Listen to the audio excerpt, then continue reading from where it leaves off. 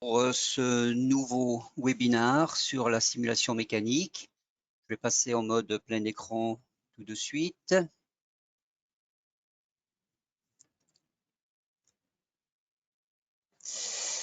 Alors, aujourd'hui, nous allons parler donc de la simulation mécanique pour spécialistes dans la 3D expérience.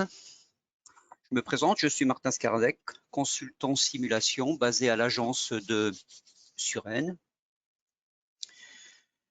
Alors, nous organisons régulièrement des webinaires, donc 2 webinaires par mois qui sont généralement entre 11h30 et 12h les mardis. L'ensemble de nos webinaires sont mis en ligne sur notre site Keonis, c'est-à-dire que vous allez pouvoir les visualiser ou les re-regarder, etc. Le webinaire que je vais vous présenter aujourd'hui sur la simulation mécanique sera mis en ligne qu'à partir de l'après-midi, donc pas avant. Donc, nous sommes, on va dire, une organisation dans laquelle nous avons, on va dire, 6 spécialistes de simulation. Nous avons un site qui est dédié à la simulation sur lequel vous pouvez aller voir et consulter toutes les documentations que nous mettons en ligne. Donc, il y en a quand même pas mal, et notamment tous les webinaires. Il commence à avoir une bibliothèque de webinaires assez conséquente qui vont des produits de simulation au design, au manufacturing, à l'additive manufacturing, en passant par encore d'autres applications liées à la 3D expérience, mais également des webinaires sur des applications legacy, notamment dans le domaine de la simulation. Donc là, vous pouvez voir quelques exemples de webinaires qui sont déjà disponibles en ligne. Donc aujourd'hui, nous allons parler d'un produit qui est dédié à la simulation mécanique pour spécialistes, mais en petite introduction, je vais vous parler un petit peu de la plateforme 3D Experience. Ensuite, on ira voir les rôles majeurs de la simulation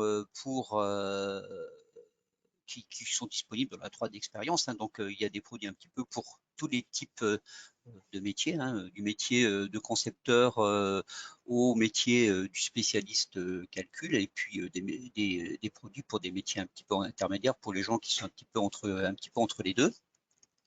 On verra en détail un produit pour les spécialistes, donc on pourrait dire par analogie un petit peu les gens qui utiliseraient par exemple des outils comme Abacus IAE pour les produits qui sont d'Asso Systèmes, ou des produits qui pourraient être par exemple ANSYS, si on prend un produit concurrent. On verra aussi quelques applications un petit peu supplémentaires qui existent dans l'outil. On fera une petite conclusion. Donc la plateforme 3D Experience, donc ce qu'il faut considérer que c'est un portail d'accès à un ensemble de solutions applicatives et collaboratives pour à peu près tous les métiers de l'entreprise, basés sur une source unique de données. Donc parmi ces solutions applicatives, nous allons nous intéresser nous aujourd'hui à l'une d'entre elles qui permettra d'effectuer des simulations mécaniques. Donc, avant, il est important de connaître un petit peu la manière dont la plateforme est organisée. Alors, on a des rôles. Donc, dans ces rôles correspondent surtout à des métiers. Donc, métier de la simulation, métier de la conception, métier de la fabrication, etc. Et bien entendu, associé à ces rôles, qu'est-ce qu'on a? On a un jeu d'application. En général, dans le rôle, pour un rôle donné, on peut dire, généralement, Dassault Systèmes a mis pratiquement toutes les applications qui sont nécessaires pour exécuter ce métier. Et évidemment, pour chaque application, on a des outils qui permettent effectivement d'exécuter les différentes tâches. Donc, la 3D Experience se présente sous forme de 2 interfaces. Une interface web, ou encore client web, c'est-à-dire client léger si vous préférez, qui est pour un utilisateur surtout avant tout de faire de la consultation, mais on va dire que pour un administrateur, c'est de gérer aussi les personnes qui sont dans la plateforme, gérer, alors je ne sais pas ce qui s'est passé, excusez-moi, je reviens à mon image. Donc gérer les personnes qui sont dans la plateforme, définir les espaces de collaboration, etc., etc. En tout cas, tout ce qui ne permet pas de faire de la modélisation 3D ou de la simulation. Et à côté de ça, vous avez donc ce qu'on appelle le client riche, qui est une installation locale, c'est ce qui est vraiment installé sur votre machine et qui permet de créer tous les contenus 3D, mais également les simulations qui sont considérées comme des contenus 3D. La puissance de la 3D expérience par rapport à, on va dire, à des logiciels traditionnels, c'est que vous avez une interface unifiée et tout un ensemble de rôles qui permettent, on va dire, de traiter tous les métiers de l'entreprise. Donc, vous avez dans une seule plateforme pratiquement tout un ensemble de métiers représentés qui pointent vers une source de données unique. Donc, c'est, on va dire, c'est une puissance que beaucoup de logiciels ne peuvent pas avoir, puisque très souvent les logiciels sont dédiés à des métiers bien donnés et ne partagent pas forcément, on va dire, quelque chose d'unifié, en tout cas des données unifiées. Donc, la simulation pour spécialistes avec la plateforme 3D Experience, on va voir un petit peu les rôles majeurs qui sont disponibles à travers la plateforme 3D Experience. Donc, vous en avez un petit peu pour tous les métiers. Vous avez le premier qui s'appelle Structural Designer, ou encore son acronyme SRD, qui est plutôt un rôle d'analyse, on va dire, linéaire basique, qui, on va dire, qui est plutôt dédié à des gens qui, dont le métier, c'est de faire de la conception. Tout comme l'outil qui est juste un petit peu au-dessus qui s'appelle SLL. On va dire ces deux outils sont dédiés à faire de l'analyse purement linéaire, mais on va dire qu'entre les deux, il y a des petits spectres fonctionnels qui sont un petit peu différents. Donc, au fur et à mesure que l'on monte dans l'échelle des produits, on va avoir, on va dire, des contenus fonctionnels de plus en plus sophistiqués. Mais globalement, 1 et 2 ne traitent que des problématiques linéaires. Donc, la première porte vers le non-linéaire, c'est l'outil qui s'appelle Structural Performance Engineer ou encore SFO, donc, qui permet de faire de l'analyse non linéaire, implicite uniquement. Et ce rôle, on va dire, il serait plutôt dédié à une population d'ingénieurs. Donc, c'est un outil puissant, intuitif, mais vraiment fait pour faire du non linéaire. Ensuite, nous, on va se focaliser sur des outils dans cette présentation qui sont tout en haut et qui sont dédiés aux spécialistes. Donc, il y a deux outils qui s'appellent SYE et SSU, donc pour leurs acronymes, sont des outils, on va dire, assez complets qui permettent de faire de l'analyse implicite et explicite. Donc, ces deux outils sont un petit peu, sont presque identiques. On va voir qu'il y a quand même des petites différences, mais nous, on va s'intéresser surtout à l'outil SYE.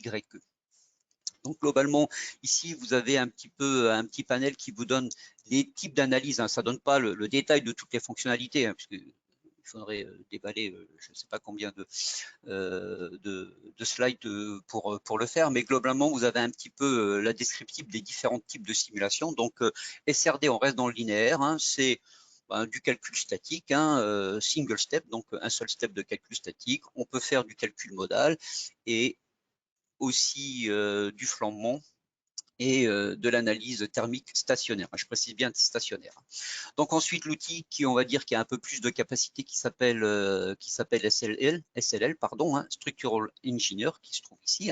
Donc généralement par défaut, il inclut les capacités du produit précédent. Et dans celui-là, on va rester toujours dans le monde linéaire, mais on va rajouter un petit peu de réponse dynamique, transitoire et harmonique. Donc c'est le plus. Et aussi, on le verra, mais peut-être un peu plus tard, l'outil possède des capacités de maillage largement supplémentaires à SRD. SRD, c'est vraiment un outil qui est pratique pour le prédimensionnement dans le bureau d'études pour des gens qui n'ont pas forcément un grand background en calcul par élément fini. Donc, et SLL, on va dire, nécessite quand même un petit peu de compétences au niveau de la conception des maillages éléments finis. SFO, on rentre dans le domaine du non-linéaire, donc du multistep statique, de la thermique transitoire, et aussi la combinaison des deux, de la thermomécanique, thermostructurale. Ensuite, pour les outils SYE et SSU, c'est-à-dire Structural Analysis Engineer et Structural Mechanics Engineer, eh bien sûr, on va inclure les capacités de tous les produits précédents et on va accéder donc au calcul explicite en plus du calcul implicite non linéaire, mais aussi de la durée de vie, hein, c'est-à-dire la durabilité, mais uniquement pour SYE, mais également aussi de la réponse dynamique aléatoire, hein, et du traitement, on va dire, complexe des calculs modaux. Voici un petit résumé un petit peu des types d'analyses qui sont dans ces outils. Donc, Structural Analysis Engineer et Structural Mechanics Engineer, donc ce sont des outils vraiment dédiés pour des spécialistes, hein. Donc, on les traite un petit peu ensemble, hein. Ils sont très proches, hein, ces deux outils, ils sont pratiquement quasi identiques, hein. Les petites différences sont que tout simplement SSU dispose par défaut ce qu'on appelle de tokens, c'est des espèces de licences pour exécuter les calculs, et par défaut, vous pouvez exécuter le calcul sur 4 cœurs. Par contre, SYE nécessite dès le départ, hein, de tokens pour exécuter les calculs, mais cet outil dispose aussi d'outils pour faire de la conception géométrique, alors que SSU n'en dispose pas. Donc SSU et SYE, ben, leur capacité de calcul aussi, hein, peuvent être étendues avec soit des tokens ou des crédits, hein. On verra ce que c'est des crédits, hein. Le crédit, c'est de permettre, ou en tout cas de pouvoir utiliser les ressources CPU du data center, hein, surtout si on utilise ce qu'on appelle une 3D expérience on cloud. Alors, je ne l'ai peut-être pas encore précisé, mais la 3D expérience existe sur deux versions. Elle peut être on cloud, c'est-à-dire que vous n'avez pas d'IT à gérer, l'ensemble de la 3D expérience est et au niveau du data center, hein, et vous avez une version qui s'appelle on-premise où ben, le data center, ce sont des serveurs qui sont chez vous. Donc, si on utilise la 3D expérience en cloud, eh bien, on pourra utiliser, on va dire, les ressources du data center pour exécuter les simulations, et on pourra les exécuter à travers de licences supplémentaires qui permettent d'augmenter les capacités de calcul qu'on appelle soit des tokens et soit des crédits. On verra un petit peu plus tard la petite différence entre les deux. Rapidement, les fonctionnalités ou plutôt les applications majeures de SYE. Donc globalement, dans cet outil, vous avez 31 applications. Alors, vous avez des applications qui sont un peu plus importantes que d'autres, bien entendu, hein. Globalement, une des premières applications très importantes qui s'appelle Simulation Model Preparation, en gros, c'est de pouvoir préparer le modèle géométrique de façon rapide et efficace, hein. Il faut savoir que le spécialiste calcul, son métier, c'est pas de concevoir de la géométrie, donc il lui faut des outils simples, rapides et rapidement implémentables pour modifier, corriger, simplifier le modèle géométrique. Ensuite, bien sûr, un gros morceau, hein, qu'on appelle Structural Model Creation, qui consiste à avoir toutes les fonctionnalités qui permettent de construire le modèle élément fini. Une application qui permet de bâtir le scénario de la simulation, hein, c'est de dire, bah, écoute, je vais choisir un calcul statique, non linéaire, en plusieurs steps, ou un calcul explicite, hein. En gros, on définit la procédure d'analyse. Qu'est-ce que l'on fait? Est-ce que l'on fait du statique, de l'implicite, de l'explicite, etc., de la réponse dynamique? Une fois que les résultats sont disponibles, eh bien, tout se fera à travers une application de post-traitement qu'on appelle Physics Result Explorer. Bien entendu, le spécialiste calcul a besoin de définir ses matériaux. Donc, ils existent déjà naturellement sous forme de librairie que l'on peut importer directement dans la 3D expérience, mais rien n'empêche à l'utilisateur de créer ses propres matériaux avec ses propres données matériaux s'il les possède, ou si le matériau n'est pas un matériau standard, hein. Donc, d'une application qui s'appelle Material Definition, qui permet donc de créer et de gérer tous ces matériaux dans la 3D expérience. Une application très novatrice et qui est relativement récente dans l'outil, c'est un outil de calibration des matériaux qui permet, on va dire, de calibrer les paramètres matériaux à partir d'essais, hein, très pratique, hein, lorsqu'on utilise des matériaux, par exemple zéléastomères, hein, où on a besoin de caractériser le comportement, la réponse du matériau, et on ne peut l'avoir qu'à travers des tests. Et bien entendu, des outils pour faire de la modélisation géométrique, comme par Design Extraction, Generative Wireframe on Surface, grosso modo des outils pour créer des points, des droites, des surfaces, des plans, des intersections, des projections, etc., qui éventuellement permettent de refaire un modèle géométrique ou de le modifier si l'utilisateur a des velléités dans le domaine de la conception géométrique. Alors, pour revenir sur la simulation du modèle, sur la préparation du modèle géométrique à travers Simulation Model Preparation, donc c'est une application permettant aux spécialistes de simulation de minimiser le temps passé sur la géométrie pour simplifier le processus de maillage. Avant tout, c'est ça. C'est que très souvent, on est coincé par une géométrie soit trop complexe ou dans laquelle il y a des choses qui ne nous intéressent pas et on ne veut pas passer beaucoup de temps à essayer de transformer ce modèle. L'objectif, c'est de simplifier la procédure de maillage. Donc, dans cette application, on va avoir des outils déjà pour vérifier et réparer la géométrie du modèle. C'est déjà important de trouver où il y a les problèmes, de les localiser, de les filtrer, de les organiser peut-être dans des sets géométriques dans l'application de modélisation et de pouvoir corriger tous les problèmes. Alors, des fois, c'est des petites ouvertures, des duplications de surface, des chevauchements de surface qui sont toujours très pénibles pour le maillage. Dans l'ensemble des géométries, ça va être surtout aussi de pouvoir, non pas détruire, mais ignorer certains détails non pertinents comme les chanfreins, des petits congés ou du marquage que l'on voit souvent sur des carters. Supprimer par contre les défauts très gênants comme des surfaces qui seraient en suspension. Alors je ne sais pas ce qui se passe sur un truc, ça n'arrête pas de bouger, excusez-moi. Voilà. Des petites surfaces qui seraient arrivées suite à un import. Je suis désolé, je ne sais pas. Tac, je vais essayer de stabiliser l'affichage. Excusez-moi. Donc des petits défauts quand vous faites par exemple des imports IGES ou STEP qui viennent par exemple d'un monde extérieur au monde CATIA. Globalement il y a des risques que vous récupérez des petites faces, des micro-faces qui traînent à droite à gauche ou encore ce qu'on appelle des contours non manifolds qui seraient partagés par plus de 3 surfaces par exemple et qui globalement pose de très gros problèmes au niveau de la CAO. Donc vous avez tout un ensemble d'outils pour idéaliser aussi la géométrie, c'est-à-dire de bâtir à partir d'un modèle solide, un modèle peau moyenne, c'est-à-dire de ne pas modéliser votre simulation avec des éléments 3D, mais plutôt avec des éléments dits 2D ou surfaciques, ou éventuellement de partir sur une géométrie filaire, pourquoi pas, et aussi de pouvoir faire des opérations topologiques sur la peau du solide, par exemple faire des coutures pour relimiter des zones de chargement, de fixation ou des zones de contact. Et puis plein d'outils pour créer de la géométrie, en tout cas tous les outils indispensables et nécessaires comme la possibilité de créer des points, des plans, des surfaces, des solides, de refaire des découpes, des partitions volumiques dans le solide qu'on va voir plus tard, qui vont permettre à faire surtout du maillage hexaédrique.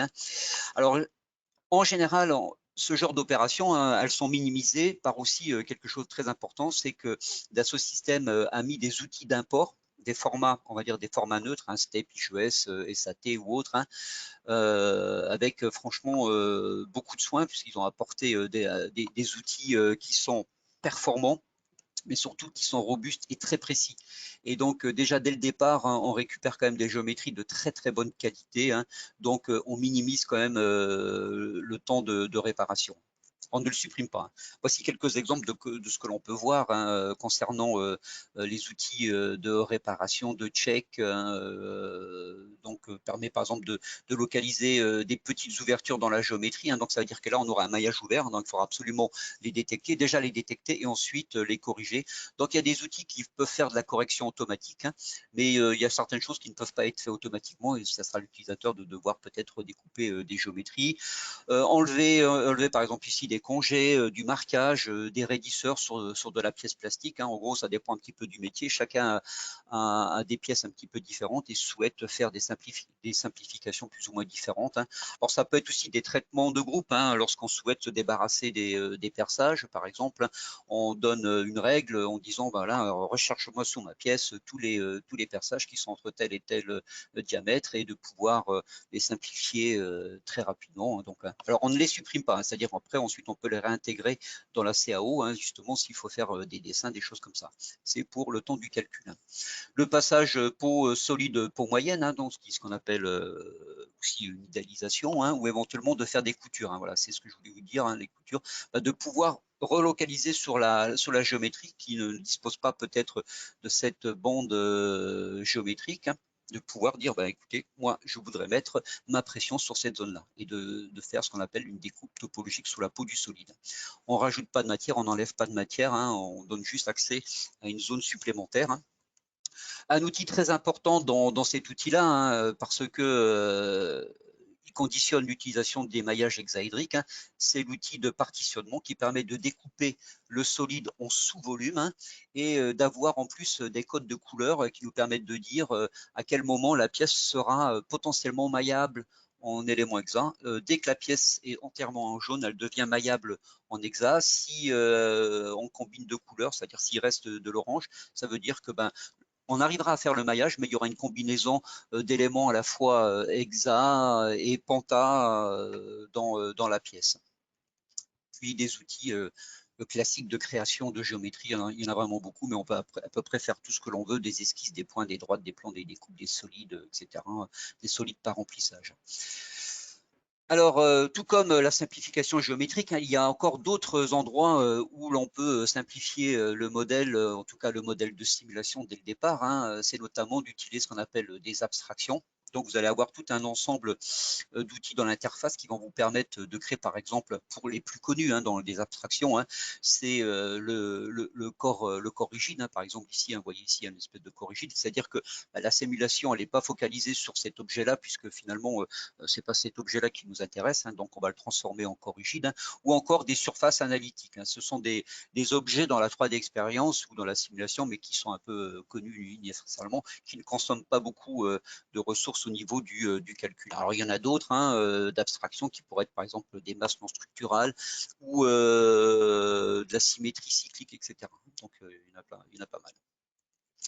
Alors, l'outil dispose aussi d'un large éventail de fonctionnalités permettant de modéliser des connexions, hein, telles que des connexions virtuelles de boulonnage avec de la prétension, des ressorts linéaires, non linéaires, des soudures, des points de soudure, des recommandants de soudure, des joints de colle. Ça va assez loin dans ces connexions, hein, mais aussi des possibilités de combinaison de connexions.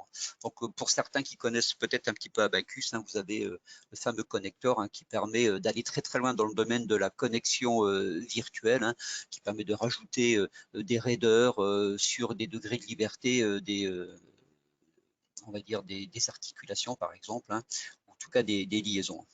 Donc, je n'irai pas dans le détail de ces connexions, mais c'est un webinar complet ne serait peut-être même pas suffisant pour en parler. Hein. Quelques exemples d'images hein, de connexions que l'on utilise couramment, le point de soudure, le cordon de soudure, par exemple la connexion rigide, le serrage virtuel, le collage hein, entre des composants, etc. Hein, ou encore, je ne sais pas, une articulation hein, qui permet de faire une rotation entre deux composants. Idem, dans l'outil, vous allez avoir tout un ensemble de fonctionnalités pour modéliser ce qu'on appelle les interactions de contact. Hein, dans un assemblage où il y a plusieurs composants, forcément, il y a des régions qui sont en relation, qui vont être en contact et on va décrire un petit peu, suivant différents schémas ou différentes approches, les possibilités de contact entre les composants. Donc, soit on définira face contre face ou face par face, ce qu'on appelle les faces paires qui doivent être en relation, ou alors on va utiliser une autre approche qui est beaucoup plus automatique, qu'on appelle le contact général. Hein. On ne décrit pas les surfaces qui vont s'interconnecter, qui ne vont pas s'interpénétrer, mais qui vont se toucher. On laisse l'outil le faire tout seul. Hein. C'est ce qu'on appelle le contact général. Et puis, derrière tout ça, tout un ensemble d'outils qui vont permettre aussi on va dire, de caractériser la manière dont les contacts vont se faire, hein, ce qu'on appelle les propriétés. Hein. Vous avez différents modèles de friction hein, qui sont disponibles. Pour ceux qui sont habitués à Abaqus, hein, vous allez retrouver intégralement les possibilités de contact que l'on trouve dans Abaqus. Concernant les procédures de maillage, on va dire que pratiquement au niveau des outils de SLL à SYE en passant par SSU et SFO, les capacités de maillage sont identiques, c'est-à-dire que Dassault Systèmes a créé une application qui s'appelle Structural Model Creation et qui permet, dans laquelle on va dire on va accéder à toutes les capacités de maillage possibles et imaginables de la 3D expérience pour satisfaire tous les produits de simulation, pas seulement les produits de mécanique, hein, mais aussi des produits pour la mécanique des fluides, pour l'électromagnétisme, pour la vibroacoustique, etc.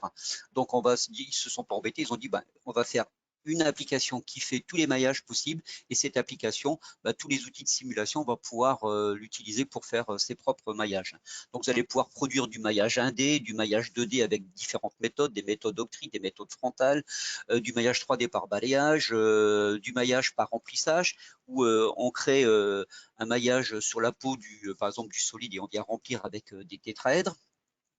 Donc ça permet d'avoir par exemple des maillages tétraédriques très structurés, du maillage hexaédrique par partition, hein, donc on découpe, parce que très souvent les modèles sont trop complexes pour être maillés d'un seul tenant en éléments hexa, on va les prédécouper en sous-volume pour obtenir, on va dire, une possibilité de mailler en hexa ces pièces. On aura aussi alors des maillages hexaédriques qu'on appelle dominants, mais qui sont plutôt dédiés à la mécanique des fluides, hein, et aussi des maillages hexa de type voxel qui vont permettre c'est comme des petites boîtes, hein, qui vont mailler des, soit de la géométrie, hein, soit des STL. Bien entendu, la puissance du maillage, c'est d'avoir la possibilité d'avoir aussi ce qu'on appelle des règles de maillage, hein, qui permettent, on va dire, pour un métier donné, d'établir ou de préétablir à l'avance, hein, des règles bien précises pour respecter, par exemple, des détails de la géométrie bien particuliers qui sont imposés, hein, comme un motif autour d'un perçage ou encore un motif pour des raidisseurs, etc. Et puis un éditeur de maillage très complet qui permet de créer du maillage manuel ou alors de créer du maillage par transformation, symétrie, rotation, symétrie cyclique, etc. Et je ne l'ai peut-être pas précisé en l'éditeur de maillage, mais vous avez aussi des gros outils qui permettent de contrôler la qualité du maillage.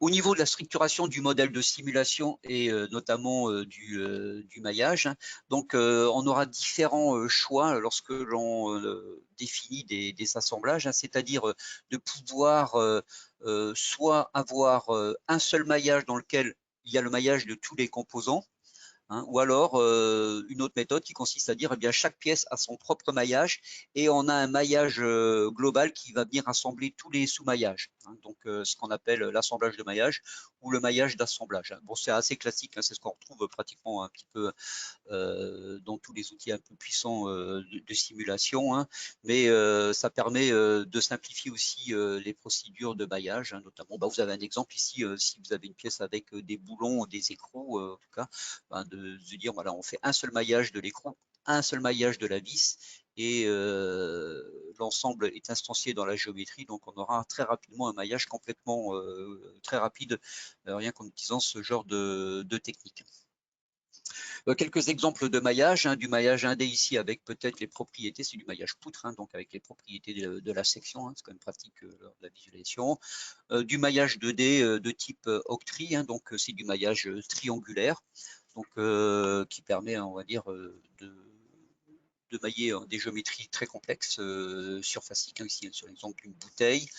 De l'octri 3D, très utilisé, par exemple dans le mécano soudé, hein, par exemple, hein, ici type de modélisation. Donc, d'un point de vue formulation, on peut avoir donc, des éléments tétraédriques à 4 nœuds et 10 nœuds, donc des formulations quand même assez conséquentes pour les calculs.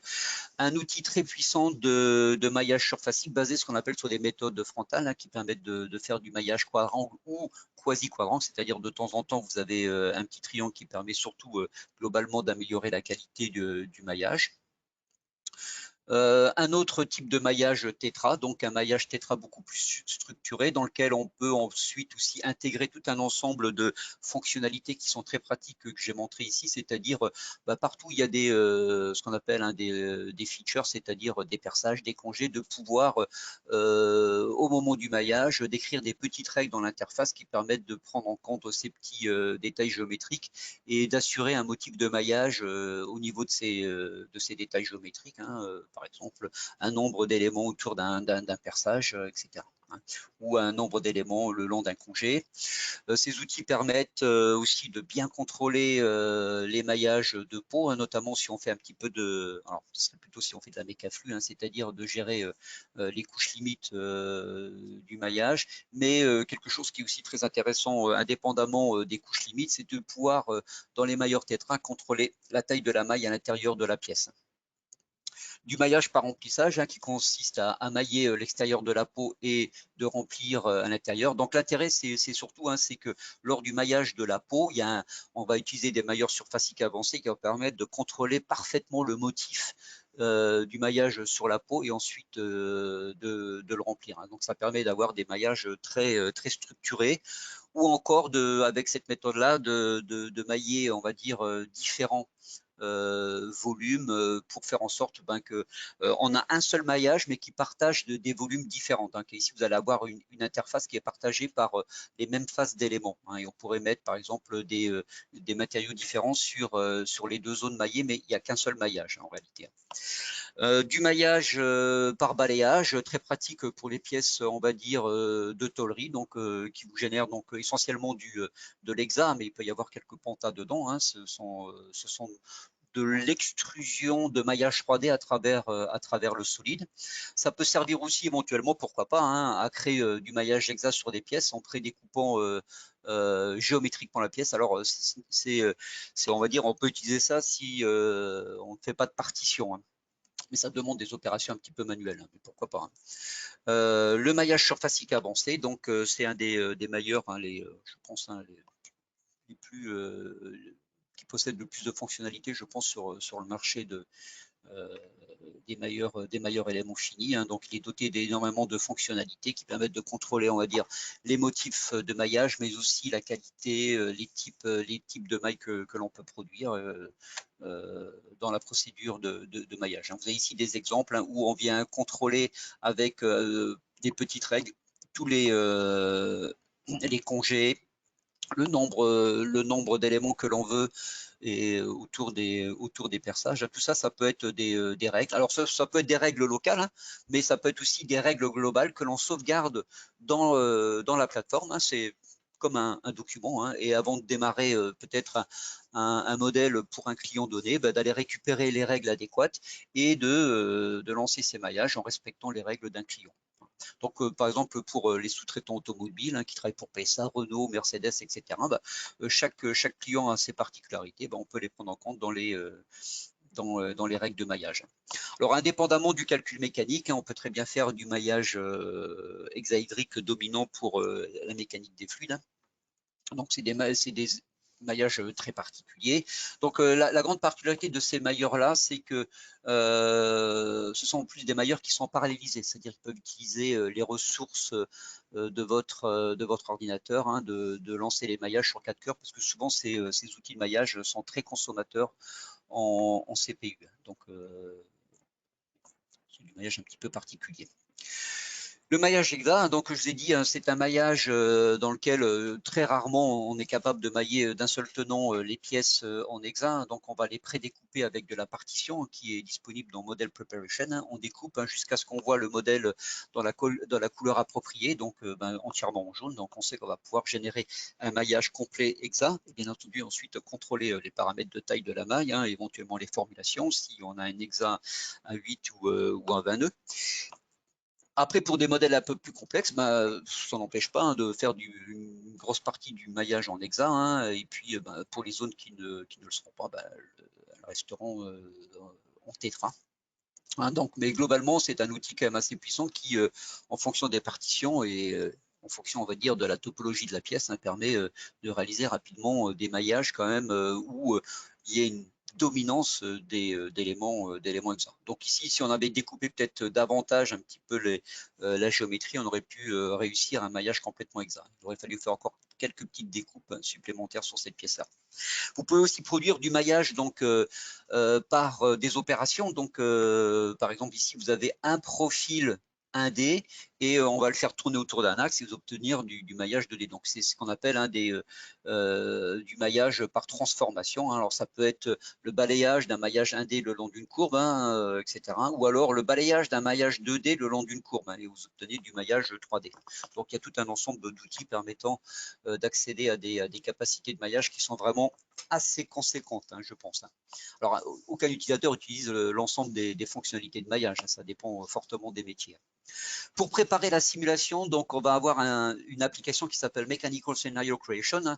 Globalement, c'est l'application dans laquelle on va décrire le type de calcul que l'on va faire, ce qu'on appelle aussi une procédure. Est-ce qu'on fait un calcul statique, quasi-statique, explicite? Est-ce qu'on va faire deux types de calculs, c'est-à-dire un calcul d'abord thermique et ensuite un calcul statique pour faire du thermo, de la thermomécanique ou encore du flambant. Donc ça se fait dans cet outil-là qu'on appelle scénario un petit peu. Le scénario, c'est le scénario du calcul. Donc vous avez ici l'ensemble des différents types de procédures qui sont disponibles.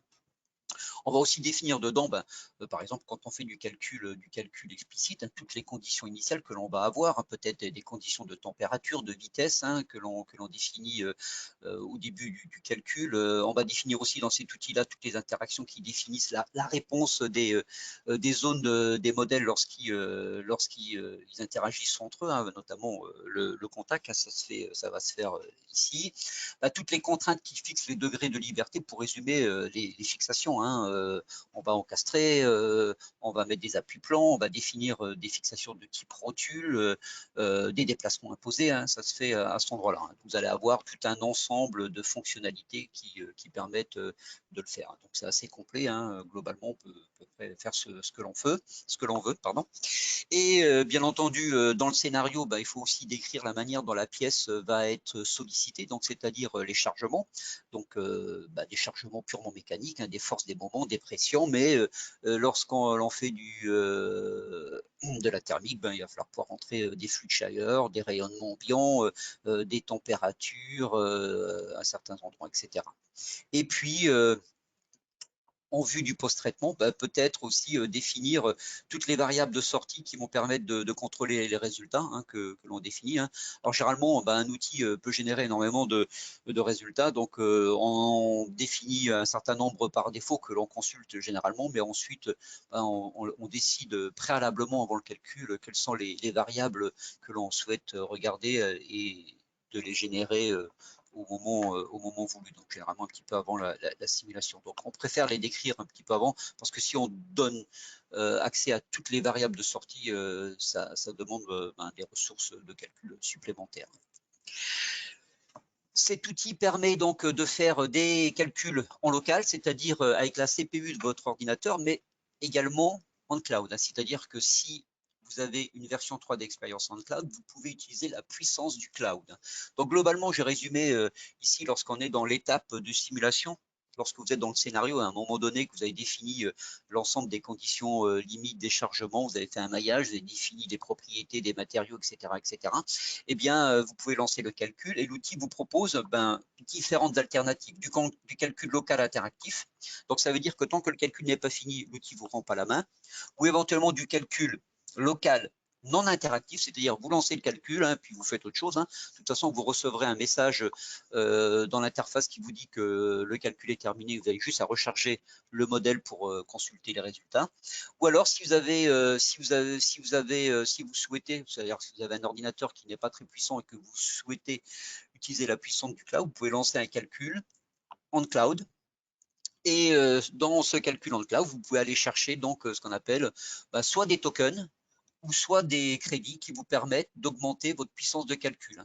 Donc, il y a juste des petites différences entre token et crédit. Donc, les deux vous permettent d'étendre les capacités de calcul. Donc, c'est de faire votre calcul. Bon, vous avez un PC où vous n'avez que 4 cœurs, donc, et il vous en faudrait peut-être un peu plus.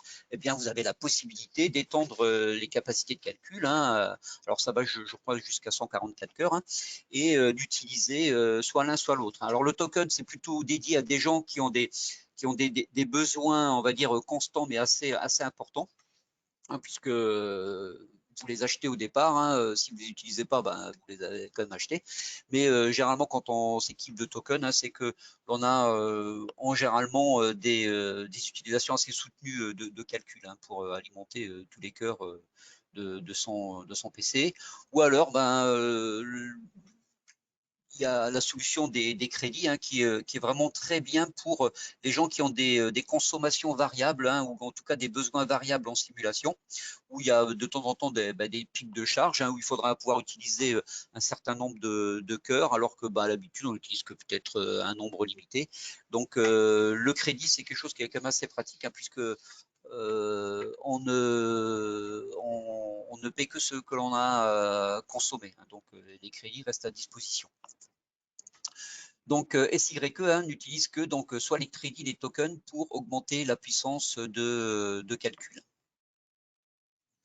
Au niveau du post-traitement, vous avez une application dédiée. Alors, c'est une application qui est aussi la même chose, un petit peu comme les capacités de maillage. C'est une application qui est disponible dans tous les études de simulation et qui permet à partir des résultats calculés, de définir, de post-traiter les résultats. Donc avec des mécanismes qui permettent de traiter des gros volumes de résultats. Donc on accède à ce qu'on appelle le High Performance Visualization, donc qui permet notamment d'utiliser peut-être même les ressources, mais même c'est certain, les ressources du cloud, c'est-à-dire plusieurs processeurs pour générer les images. Donc par exemple, c'est même nécessaire lorsque l'on veut visualiser le crash d'une automobile, ou des modèles numériques pour lesquels il y a énormément de degrés de liberté. Donc on va utiliser des mécanismes qui permettent d'augmenter les puissances en utilisant la puissance du cloud. Donc globalement, le post-traitement va permettre de visualiser à partir des sorties graphiques l'ensemble des données d'intérêt. Donc ça se traduit comment? Des images, des courbes, des mesures, des sections, des groupes d'affichage, etc. Donc c'est assez, c'est peut-être plus ou moins classique, mais généralement le post-traitement est assez conséquent. On pourra faire aussi ce qu'on appelle des animations, stocker les animations sous forme aussi de petits films. Donc toujours intéressant lorsqu'on souhaite un petit peu communiquer en interne ou en externe.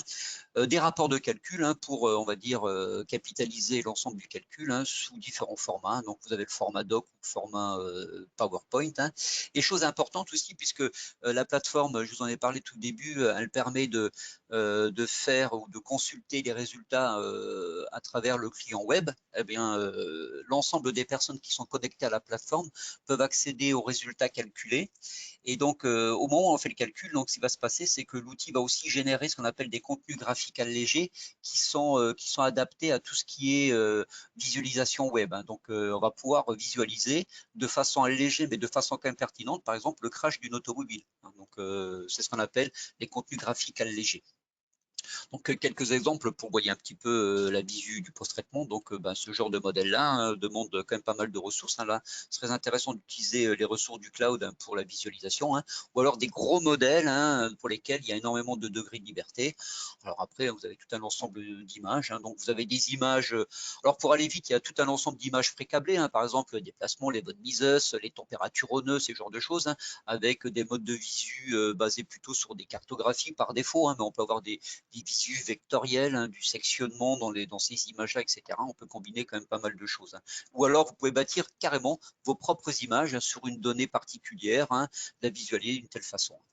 Donc, c'est aussi à travers ce post-traitement que vous allez pouvoir éventuellement visualiser des courbes historiques, c'est-à-dire des évolutions d'une donnée à travers le temps de la simulation. Il existe alors des applications supplémentaires. Donc, il y en a une qui est très intéressante, c'est qui est arrivée, on va dire, qui est arrivée récemment dans le package de cette application, hein. Donc, c'est une application de calibration des matériaux, hein. Donc, globalement, pour un petit peu résumer, hein, c'est une application de calibration des matériaux qui permet, on va dire, de calibrer des matériaux ou plutôt, on va dire, des lois de comportement du matériau, mais pour lequel on n'a que des essais, hein. C'est-à-dire qu'on rentre ben, voilà, des courbes, alors ce qui est assez classique, hein, par exemple, des courbes de contraintes, des formations, hein, notamment par exemple pour les élastomères, hein. Ou alors pour des matériaux assez complexes, hein, qui, par exemple, tous les matériaux qui ont des lois viscoélastiques non linéaires, hein, donc on va pouvoir les calibrer. On a une interface qui est relativement simple, elle est facile d'utilisation, hein, vous rentrez des fichiers Excel globalement, hein, donc, rien de bien compliqué à utiliser. Alors, cet outil permet aussi de calibrer des matériaux à partir de modèles de simulation. Alors ça, c'est récent, hein. Donc vous avez des modèles de simulation qui permettent aussi de calibrer des matériaux. Cette application, vous avez un webinaire, hein, qui a été fait, qui a été dédié uniquement à cette application. Donc, je vous invite à aller le regarder. Donc, il y a un replay. Il est déjà disponible, hein, ce webinaire. Vous avez aussi donc la possibilité, alors ça c'est la puissance de la plateforme, hein, c'est indépendant du calcul, mais le calcul s'est branché dessus, hein, c'est que vous avez différentes alternatives de conception et pour chaque alternative de conception, vous voulez avoir un modèle de simulation. Donc les alternatives de conception, c'est peut-être des révisions de pièces dans des assemblages, etc. Et donc grâce à la plateforme, vous avez la possibilité de gérer le cycle de vie de l'ensemble des données de simulation associées aux données de design, hein. Donc vous avez quand même quelque chose qui est complet. Vous avez ici par exemple un exemple, hein, où dans cet assemblage-là, vous allez avoir trois modèles de calcul et à travers ces trois modèles, vous allez avoir des évolutions de la géométrie, hein, qui sont traitées comme des révisions au niveau géométrique, hein, et vous voulez conserver l'ensemble des étapes, hein. Donc c'est tout à fait possible, hein, à travers ce qu'on appelle le life cycle management, hein, qui permet donc de gérer le cycle de vie des données géométriques, mais aussi des données de simulation, et aussi bien d'autres données liées à d'autres applications particulières. Également pour cette partie-là, vous avez un webinaire qui est déjà disponible et que vous pouvez consulter à travers nos replays. Il existe actuellement une offre SYE pour les petites et moyennes entreprises, hein, donc dans laquelle vous allez retrouver une licence du produit. Vous allez avoir aussi également un ensemble de crédits qui vous permet, alors c'est en fonction un petit peu du modèle, hein, effectivement, mais en moyenne, vous avez entre 460 et 900 heures de calcul on cloud inclus, hein. Et vous allez avoir aussi donc un petit package qui vous permet 500 gigabytes de stockage sur le cloud, des connecteurs qui éventuellement vous permettent d'aller récupérer de la géométrie CATIA V5 ou SolidWorks, hein, c'est-à-dire de pouvoir stocker de la géométrie CATIA V5 ou de la géométrie SolidWorks, ou les deux, hein, parce que vous avez les deux connecteurs à travers la plateforme, hein. Et puis bien entendu des rôles prérequis, hein, qui permettent d'accéder à la plateforme et de collaborer et de gérer le cycle de vie qu'on appelle Business Innovator et Industrie Innovator. Cette offre existe aussi on-premise, hein, donc c'est-à-dire où le data center est chez vous, hein. Mais ici c'est l'offre qui est on cloud qui est proposée. Alors, ce qu'il faut retenir peut-être sur SYE, c'est que c'est un calcul, bien entendu, c'est un outil de calcul qui est dédié aux spécialistes calcul. Il est parfaitement intégré avec le design, hein. Il a des capacités de maillage étendues, hein, et possède tout un pan de simulation avancée, implicite et explicite. Vous pouvez aussi gérer les données de simulation et de design en parallèle, hein, pratiquement. Et puis, vous avez des outils performants qui sont arrivés, on va dire, dans les dernières releases, hein, par exemple des outils pour faire de la calibration des matériaux. Hein. Et puis quelque chose qui existe déjà depuis longtemps sur ces outils-là, hein, et pour tous les outils plus ou moins de calcul sur la plateforme 3D Experience en cloud, de pouvoir utiliser la puissance du cloud pour faire des calculs. En conclusion, donc un petit peu, vous parlez aussi un petit peu de nous, qui sommes-nous aussi Keonis, hein, et notamment l'organisation de simulation. Nous sommes là pour aussi vous apporter des conseils, des formations sur les outils, hein, alors pas seulement sur les outils 3D Experience, hein, ça peut être aussi les outils relatifs à CATIA V5 ou Abacus. Hein. La possibilité de faire des formations sur l'ensemble de ces outils-là. On en fait également le support, hein, c'est-à-dire qu'on vous aide lorsque vous avez un problème avec ces outils, hein, et on peut aussi vous apporter une aide sous forme de consulting, hein, par exemple. Il existe aussi pour la plupart des outils, mais ça, ce sont donc des fonctionnalités qui, des accès proposés par Dassault Systèmes, c'est que pour la plupart des applications, vous avez ce qu'on appelle des compagnons. Ce sont des cours en ligne qui permettent de faire du e-learning, on va dire, un petit peu seul chez soi. Hein. Donc, bon, c'est une période, on va dire, hein, où le télétravail est assez généralisé. Vous avez la possibilité, hein, de faire vos propres cours. Hein. Alors, ce ne sont pas des outils qui vont en détail dans les fonctionnalités, mais qui vous permettent de vous en sortir rapidement sur l'utilisation d'un outil où vous voyez, on va dire, globalement l'essentiel des fonctionnalités. Hein. Alors, il en existe aussi un sur la calibration des matériaux, hein, qui vient de sortir, hein, suite au fait que la calibration des matériaux est accessible dans SYE.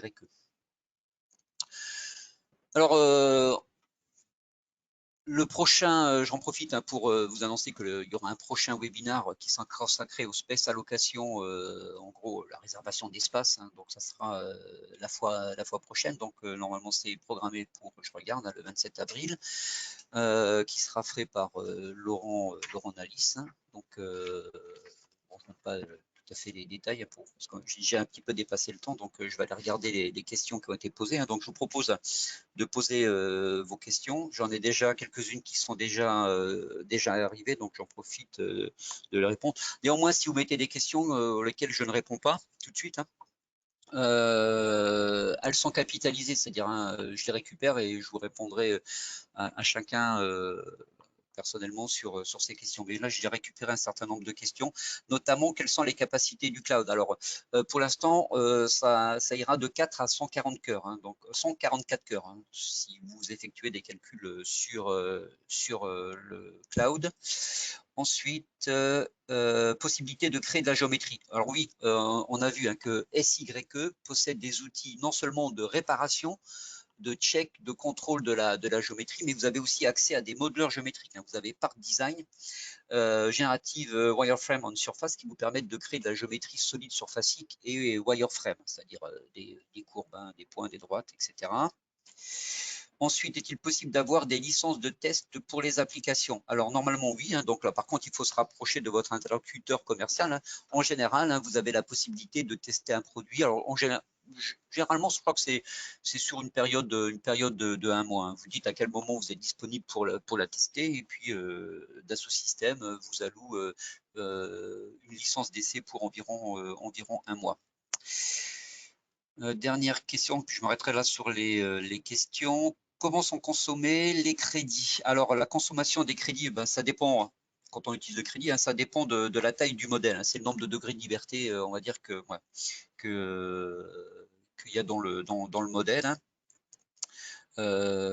Et c'est fonction de ça. Hein. Si on consomme plus ou moins de crédits dans le temps du calcul. Hein.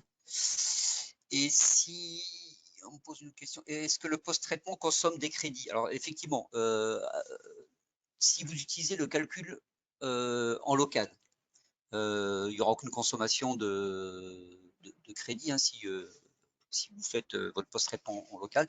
Par contre, il y aura une petite, alors c'est une petite consommation, hein, elle est ridicule. Hein. Vous allez consommer un tout petit peu de crédit si vous effectuer le post-traitement en utilisant les ressources du cloud, hein, c'est-à-dire les CPU du cloud. Hein. Il faut savoir que dans les crédits, il y a toujours une petite partie qui est dédiée à l'IT, hein, parce que effectivement, hein, vous utilisez du matériel qui n'est pas chez vous.